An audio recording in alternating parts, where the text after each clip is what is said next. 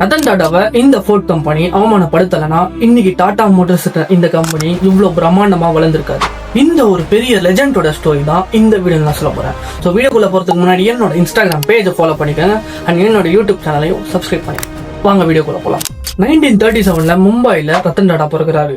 அவரோட 16வது வயசு வரைக்கும் இங்க இருக்கிற ஸ்கூல் ஸ்டடிஸை முடிச்சுட்டு அவர் 17வது வயசுல யூஎஸ்க்கு போறாரு.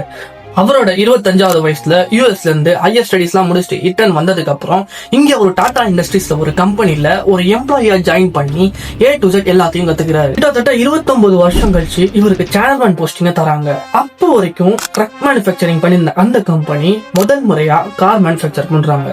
1998ல டாடா கம்பெனி இண்டிகான்ற ஒரு காரை லான்ச் பண்றாங்க. அந்த டைம்ல இருந்த மக்கள் இந்த காரை வாங்குறதுக்கு யாருமே முன் வரல. சோ அதனாலேயே டாடா கம்பெனி மிகப்பெரிய லாஸ சந்திக்குது. எந்த அளவுக்கு லாஸ சந்திக்குதுன்னா ஃபோர்டு கம்பெனி கிட்ட இந்த டாடா கம்பெனியை விற்கிற அளவுக்கு. கரெக்டா டைம் பார்த்து ஃபோர்டோட CEO ரத்தன் டாடாவை எல்லார் முன்னாடியும் மிக பெருசாவே அவமானப்படுத்துறாரு.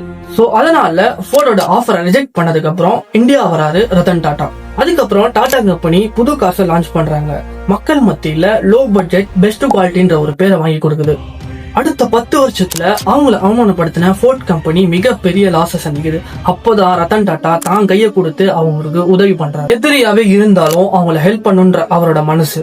ஃபேமிலி நினைஞ்சிட்டு இருக்கிறத பார்த்துட்டு அதுக்காகவே நானோ காரை உருவாக்குனதா இருக்கட்டும், ஒரு பொண்ணுக்காக வாழ்க்கை ஃபுல்லாவே கல்யாணம் பண்ணிக்காதவரா இருக்கட்டும், அவரோட சேலரியில கிட்டத்தட்ட 60% மட்டும் ஏழைங்களுக்கு ஹெல்ப் பண்ணதாவும் இருக்கட்டும்.